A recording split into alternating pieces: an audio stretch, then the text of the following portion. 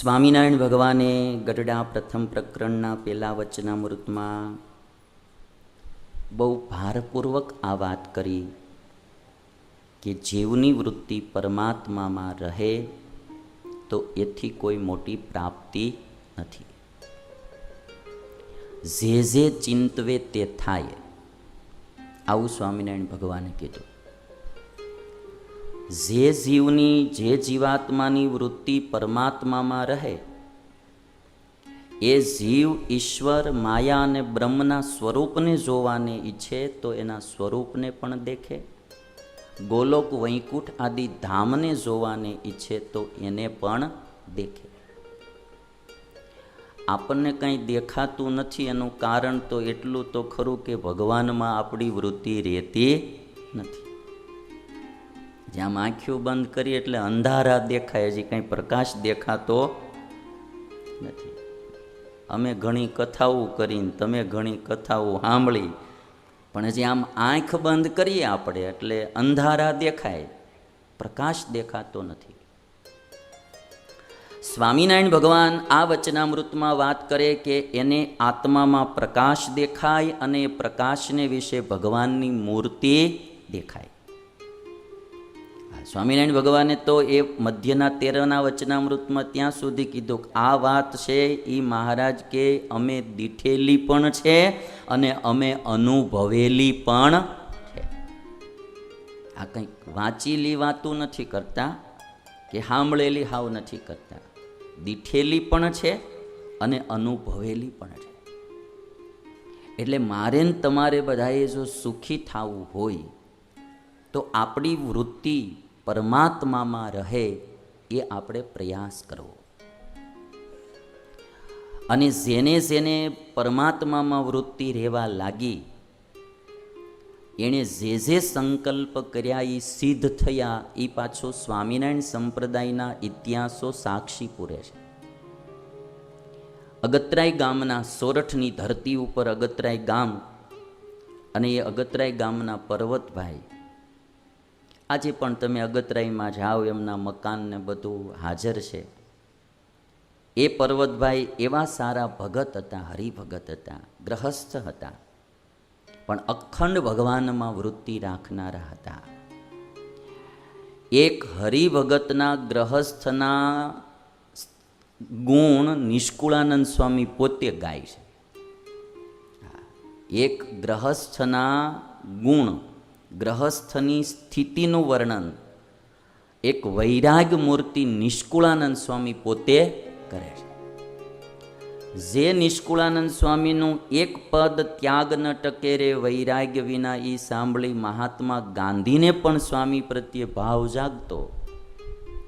એક નિષ્કુળાનંદ સ્વામી પર્વતભાઈના ગુણ ગાય. તમે જો, એટલે શ્રીજી મહારાજે વચનામૃતમાં કીધું કે ગ્રહી ત્યાગીનો કાંઈ મેળ નહીં, જેની સમજણ મોટી એ મોટો. આવી કાકરા કાઢીને વાતો ક્યાંય પણ થઈ હોય તો એ વચનામૃતમાં થઈ છે. ગ્રહી ત્યાગીનો મેળ નહીં, જેની સમજણ મોટી એ મોટો. અને નિષ્કુળાનંદ સ્વામી પર્વતભાઈના ગુણ ગાતા શું લખ્યું? એક હરિજન પર્વત ભાઈ, સદા રહે હરિ મૂર્તિ માઈ. એક દિન વિચાર્યું એવું, વરા રૂપ હશે વળી કેવું, અચરજકારી છે. એક હરિજન પર્વત ભાઈ, સદા રહે હરિ મૂર્તિ. સદા ઘડી છાપડી ભગવાનની મૂર્તિ સંભાળવી એમને.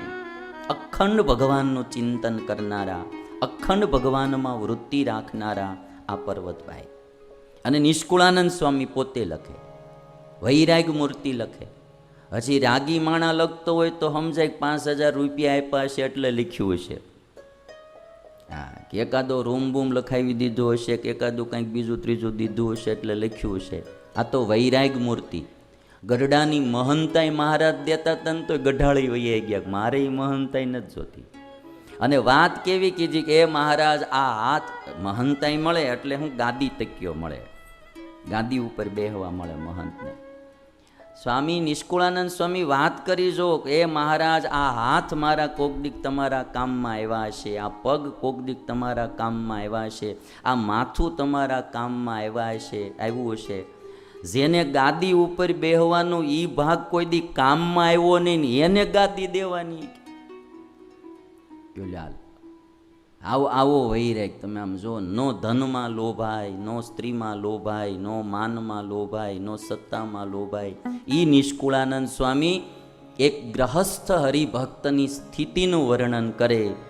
એક હરિજન પર્વત ભાઈ, સદા રહે હરિ મૂર્તિ માઈ, અચરજકારી છે. આમાં શું છે, તમને એમ ન રહે કે અમે તો ગ્રહસ્થ, અમારે તો 17 જાતની વિટમણા, આમાં ક્યાં ભગવાનમાં વૃત્તિ રાખવી, એટલે આ વાત પેલી કરી.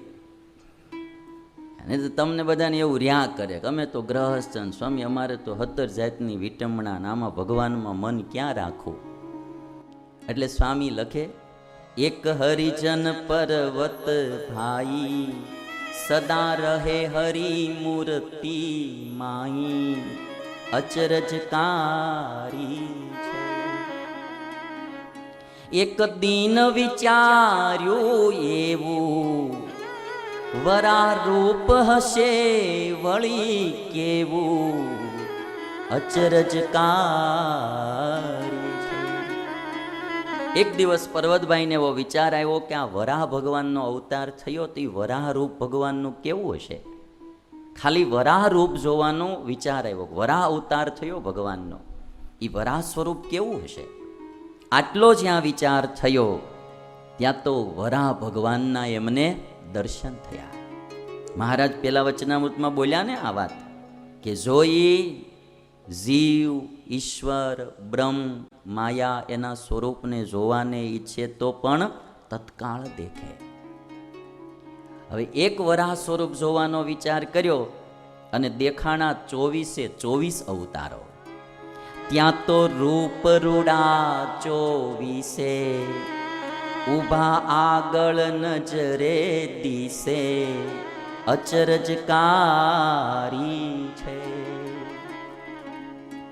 એક વરાહ સ્વરૂપ જોવાની ઈચ્છા કરી અને 24 અવતારોના દર્શન થયા. ત્યાં તો રૂપ રૂડા 24, ઊભા આગળ નજરે દિશે. અને પાછા એ 24 અવતારો વળી પ્રગટ મૂર્તિ પાસે, ઊભી દીઠી તે પણ દાસે, અચરજકારી છે. 24 અવતારો દેખાણા અને પ્રગટ સ્વામિનારાયણ ભગવાન પણ પાસે દેખાણા. હાજરા હાજુર ભગવાન સ્વામિનારાયણના દર્શન થયા અને 24 અવતારોના દર્શન થયા. નિષ્કુળાનંદ સ્વામી લખે, સર્વે રૂપ સમાણા તેમાં, પ્રગટ મૂર્તિ સુખની સીમા, અચરજકારી છે. તે તો પર્વત ભાઈ પાસ, સદા રહે છે શ્રી અવિનાશ, અચરજકારી છે. એવી વાત આજ દિન પેલી, નથી શ્રવણે મેં સાંભળેલી, અચરજકારી છે. નિષ્કુળાનંદ સ્વામી કે મહારાજ તો એમની પાસે અખંડ હાજરા હાજુર રહેતા સ્વામિનારાયણ ભગવાન. આવી વાત સ્વામી કે આજ દિવસ પહેલા કોઈ દી સાંભળી નહોતી. આવી સ્થિતિવાળા પર્વતભાઈ એ જમાનામાં થયા. પણ એને ભગવાન સિવાય આ દુનિયામાં ક્યાંય રસ હતો નહીં. ભગવાન સિવાય ક્યાંય રસ નહોતો. ભગવાન સિવાય બીજે રસ ન રહે તો ભગવાનમાં વૃત્તિ રહે. આપણે તો હજી બહારથી જ રહ આમ ગળકા મોઢે આવે ભાઈ. ક્યાં લો પીઝા હારા મળી જાય એમાંથી રહ આવે, હારા કપડાં મળી જાય એમાંથી રહ બહુ આવે, સારું ખાવાનું મળી જાય, સારી ગાડી મળી જાય, સારી મેડી મળી જાય, રહકા બોળ થઈ જાય. હવે આમાં ભગવાનમાં વૃત્તિ રાખવાની વાત જ ક્યાં રહે. પર્વતભાઈને તો ભગવાન સિવાય ક્યાંય વૃત્તિ જ નહીં. સ્વામિનારાયણ ભગવાનને બધા સાથેના પાર્ષદો બધા સાથે આવ્યા પર્વતભાઈની ઘરે, અને મહારાજને ઢોલિયો ઢાળી દીધો ને પોતે તો ઢોલિયા પાસે બેસી ગયા. તે બધા પાર્ષદો કે મહારાજ તમે પર્વતભાઈના બહુ વખાણ કરતા હતા, આ તો કંઈ સરભરા તો કંઈ કરતા નથી અમારી. તે મહારાજ કેલા પર્વતભાઈ આ બધા આવ્યા છે એની તમે કંઈક સરભરા તો કરો. મહારાજને કે મહારાજ ઘરનો ધણી ઘેરે આવ્યો, હવે મારે શું એ કે ચિંતા કરવાની. કે લ્યો ઘરનો ધણી ઘેરે આવ્યો, આ બધું તમારું છે, હવે તમારે જે કરવું હોય કરો. આપણે અમે સંતો ઘણીવાર ગ્રહસ્થની ઘરે પધરામણીએ જાય તો એમ કહીએ ભગત મકાન બહુ સારા, અરે સ્વામી આ અમારું ક્યાંક બધું તમારું છે એ કે. એમ તો ઘણા કહેતા હોય, એવું સાંભળેલું બી છે ઘણીવાર, અરે સ્વામી આ બધું અમારું ક્યાં, બધું તો તમારું છે. ખાલી એમ કીધું હોય કે અઠવાડિયું ઉત્સવમાં ઉતારા માટે આપજો તો ખબર પડે. પર્વતભાઈ કહે છે કે મહારાજ ઘરનો ધણી ઘેર આવ્યો, હવે અમારે શું કરવાનું. અને સ્વામિનારાયણ ભગવાને એ પાર્ષદોને બધાને જણાવવા માટે ઘી લઈને મહારાજ પીરસવા નીકળ્યા. એક પત્તરમાં ઘી, એક થાળીમાં ઘી પીરસે, પછી બીજી થાળીમાં પીરસવાનું હોય. સ્વામિનારાયણ ભગવાન ઘીની ધાર ઊંચી ન કરે, ઊંચી આમ ન કરે, સીધે સીધું જ પીરસી જાય ને હેઠું ઢોળાતું જાય. રેલમ છેલ ઘીની કરી પણ પર્વતભાઈ તો ઠેકડા મારીને રાજી થાય, હે મારા બાપલિયાએ લીલા કરી હો ભાઈ. અને આપણે એ જગ્યાએ હોય તો એ મહારાજ ખવડાવું એટલું ખવડાવું, પણ આ હેઠું શું કરવા ઢોળો છો, તરત ધણી થઈ જાય ને. આને સેજે ધણી પણ મહારાજ ઢોળે ઘી તો રાજી થાય. આ પર્વતભાઈ હતા કે જેને ભગવાન સિવાય ક્યાંય વૃત્તિ રહેતી નહોતી. આવા ગ્રહસ્થ હરિભક્ત પણ થઈ શકે. અને વૃત્તિ જેનામાં રહેવા, ભગવાનમાં સ્વરૂપમાં આપણી જો રહેવા માંડે તો આત્મા બહુ બળિયો બને. સ્વામિનારાયણ ભગવાને વચનામૃતમાં એ વાત કીધી કે એને ભૂંડું સ્વપ્નું પણ ન આવે. જેનો જીવ બળને પામે ને ભાઈ, એને ખરાબ સ્વપ્નું પણ રાતે ન આવે. દિવસે તો મોળો ઘાટ ન થાય, સંકલ્પ મોળો ન થાય, રાત્રે એને સ્વપ્નું પણ મોળું આવે નહીં. આટલો એનો જીવ બળને પામે. અને શક્તિ તો આવે. હું ઘણીવાર આ એક વાત કરું છું કે એક ટાંચણી લોહ ચુંબક સાથે લોંગ ટાઈમ સુધી જો અડેલી રહે તો એ ટાંચણીને લોહ ચુંબકથી તમે ઉખેડી લ્યો અને બીજી ટાંચણીને એની પાસે લઈ જાઓ એટલે આ ટાંચણી આની સાથે ચોંટી જાય. પેલી ટાંચણી હતી તો લોઢું, પણ એણે લોહ ચુંબકનો સંગ કર્યો તો એનું લોહ ચુંબકત્વ આ ટાંચણીમાં આવી ગયું અને એની સાથે બીજી ટાંચણી અડી જાય. પર્વતભાઈ જેવા કોઈ ભક્ત હોય કે પ્રેમાનંદ સ્વામી જેવા કોઈ સંત હોય, એ આ પેલી ટાંચણી છે, એ અખંડ ભગવાનની સાથે વળગેલા રે એટલે એની સાથે હજારો ટાંચણીઓ વળગી જાય. જેમ ટાંચણીમાં લોહ ચુંબકની શક્તિ આવે, લોહ ચુંબક એ તો જડ છે, ટાંચણી એ પણ જડ છે. જો બે વસ્તુ જડ હોય ને છતાંય એની શક્તિ ટ્રાન્સફર થતી હોય તો પરમાત્મા ચેતન છે, આત્મા પણ ચેતન છે. જે આત્મા જેટલો પરમાત્મા સાથે વળગીને રહે એટલી પરમાત્માની શક્તિ આત્મામાં આવે આવે ને આવે. પછી જે ચિંતવે તે થાય. ભગવાન પૂર્ણ કામ છે, આ ભક્ત પણ એવો પૂર્ણ કામ થાય, એવી વાત મહારાજ અહીંયા વચનામૃતમાં કરે છે. અને આ દ્રષ્ટાંત હું એટલા માટે બધા આપું છું કે મારે ને તમારે, મને છેલ્લા 2-3 વર્ષથી આ વાત સતત ખટક્યા કરે છે કે હાલું આ થાહે કેદી. આ 25-30 વર્ષ થઈ ગયા દીક્ષા લીધી, અને મહારાજ પેલા વચનામૃતમાં જે આ વાત કરીને ગયા છે કે જે જોવાની ઈચ્છે એ બધું એને પ્રત્યક્ષ દેખાય. ભગવાનના સ્વરૂપ, ભગવાનના ધામ તો મળવું આપણને દેખાતું નથી, તો આપણે સાધના કરવામાં કસર તો. પ્રથમના 20ના વચનામૃતમાં મહારાજે કીધું કે અજ્ઞાનીમાં અજ્ઞાની કોણ, તો મહારાજ કે આ જીવ આખા દુનિયાનું બધું જાણે છે, પણ પોતે પોતાને જાણતો નથી. એ જ અજ્ઞાનીમાં અજ્ઞાની છે. તે શુકાનંદ સ્વામીએ પૂછ્યું કે મહારાજ, શું આત્માને જોવો તે કંઈ પોતાના હાથની વાત છે? મહારાજ કે જેને સત્સંગ થયો હોય એને તો પોતાના હાથની જ વાત છે, પણ મહારાજ કે દાડે જોવા માટેનો પ્રયત્ન કર્યો ને નો દેખાણો. આમ મહારાજે કીધું. લ્યો, કયે દિવસે મહારાજ કે તમે જોવાને પ્રયત્ન કર્યો, દાખલો કર્યો, નો દેખાણો. એટલે આપણી દાખલો કરવામાં કસર તો છે. હવે એક બીજા ભગત એવા બતાવું. અગતરાઈ ગામના ભીમજીભાઈ આવી ગ્રહસ્થ, અગતરાઈ ગામના જ હતા ભીમજીભાઈ, અને ખેતર ગયેલા અને કીડિયારું ઉભરાણું હતું ખેતરમાં. ભીમજીભાઈ સ્વામિનારાયણ ભગવાનના ભગત, એને એમ સંકલ્પ થયો કે ઓહો, આટલી બધી કીડીઓ, આને ક્યારે માણસનો દેહ મળશે, ક્યારે એ ભગવાન ભજશે, ને ક્યારે એ ભગવાનના ધામમાં જશે, ક્યારે આ બધા જીવના જન્મ મરણ ટળશે, આ ભવ ભટકણમાંથી બારા ક્યારે આવશે. ભીમજીભાઈને આવો સંકલ્પ થયો. આવા પ્રાણીની સી ગતિ થાશે, વળી વૈકુંઠમાં ક્યારે જાશે. આ વાત પછી લખે છે કોણ? કવિ દલપતરામ. આ ગુજરાતના મહાન કવિ દલપતરામ આ પ્રસંગ લખે છે ભીમજીભાઈનો. પહેલી વાત નિષ્કુળાનંદ સ્વામીએ લખીને, બીજી વાત કવિ દલપતરામ લખે છે. આવા પ્રાણીની શી ગતિ થાશે, વળી વૈકુંઠમાં ક્યારે જાશે. કશું સામર્થ્ય જો હોય મારું, બધીઓને વિમાને બેસારું. ભીમજીભાઈને સંકલ્પ થયો કે જો મારામાં કંઈક સામર્થ્ય હોય ને તો આ બધીને વિમાનમાં બેહાડીને ભગવાનના ધામમાં મોકલી દો. આટલો ખાલી વિચાર કર્યો. એવો ચિત્તમાં કીધો વિચાર, ત્યાં તો આવ્યા વિમાન અપાર. કીડીઓએ તજીની જ કાયા, દિવ્ય દેહ તે સૌના દેખાયા.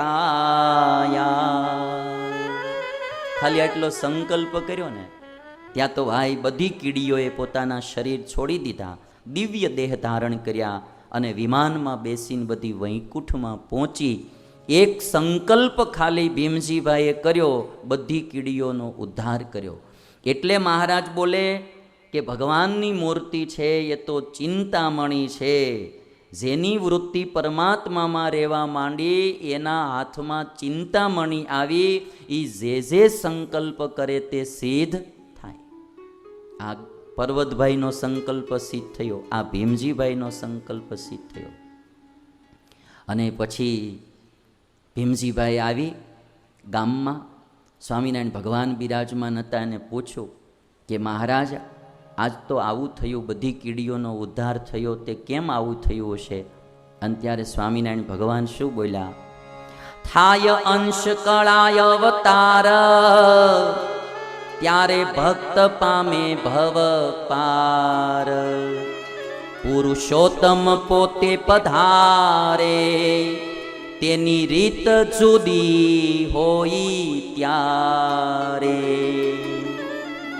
સ્વામિનારાયણ ભગવાન કે અંશકળા અવતાર થાય ને ત્યારે તો ભક્ત હોય ભવપાર થાય, અને જેદી પૂર્ણ પુરુષોત્તમ નારાયણ આ પૃથ્વી ઉપર પધારે તેદી તો એની રીત આખી જુદી હોય. નહીં ભક્ત અભક્ત પ્રમાણ, કરે સંકલ્પથી જ કલ્યાણ. તેના સેવક સંકલ્પ કરે, એથી પણ બહુ જીવ ઉધરે. મહારાજ કે જેથી પૂર્ણ પુરુષોત્તમ નારાયણ આવે ને તેદી ભક્ત અભક્ત જોતા નથી, બધાના કલ્યાણ કરે. અને તેદી તો એનો સેવક કોઈ સંકલ્પ કરે તોય હજારો જીવોના કલ્યાણ થાય. અને મહારાજ બોલ્યા, કીડીઓ કેરા કલ્યાણ માટ, ઘડ્યો અંતરમાં તમે ઘાટ. થયો તે થકી તેનો ઉદ્ધાર, પામી તે ભવસાગર પાર. મહારાજ કે તમે સંકલ્પ કર્યો ને કીડીઓના ઉદ્ધાર માટે, એટલે એ બધી ભવસાગર પાર થઈ ગઈ. આ જેણે આખી જિંદગી ગુજરાતમાં કાવ્યો બનાવ્યાની કવિ દલપતરામમાં મહિમા લખે છે. એ કવિ દલપતરામના છેલ્લી જિંદગીમાં એણે કેવલ સ્વામિનારાયણ ભગવાનના ચરિત્રો જ લખ્યા. આ કવિ દલપતરામ જે ગુજરાતના મહાન કવિ, એની અંતિમ અવસ્થામાં, હા યુવાની અવસ્થામાં નહીં, પાકી ગયેલે ઘડે એમ કહેવાય ને, પાકે ઘડે, હા પાકેલી અવસ્થામાં. આમ તમે આમ જો આ દલપતરામનો આમ એનો ભાલમાં તિલક ચાંદલો સ્વામિનારાયણનો, અને આ કવિ દલપતરામ એમણે આ સ્વામિનારાયણ ભગવાનના છેલ્લી અવસ્થામાં એણે સ્વામિનારાયણ ભગવાનના ચરિત્રો લખ્યા એટલે એણે પોતે એ ચરિત્રો બધા માણ્યા હતા. હાવ નાના હતા ને કવિ દલપતરામ, ત્યારે એકવાર મહારાજના એણે દર્શન કરેલા, અને મહારાજ જે આમ બોલ્યા હતા ને એ એને જિંદગી આખી ભૂલાણું નહોતું, કે આટલું મીઠી વાણીમાં કોઈ બોલી ન શકે કે એ કવિ દલપતરામ. એટલે એક એક ભક્ત, મારે તો આ વાત એટલા માટે કહેવી છે કે આપણે બધા આત્મા છીએ, આપણે આપણા પરમાત્મામાં ઈષ્ટદેવમાં વૃત્તિ રાખવાનો અભ્યાસ કરવો. આનો લાભ બહુ મોટો છે, ખર્ચો કાંઈ નથી, વગર ઇન્વેસ્ટમેન્ટનો હારામાં હારો બિઝનેસ છે આ ભાઈ. ઇન્વેસ્ટમેન્ટ કાંઈ કરવાનું નથી આમાં.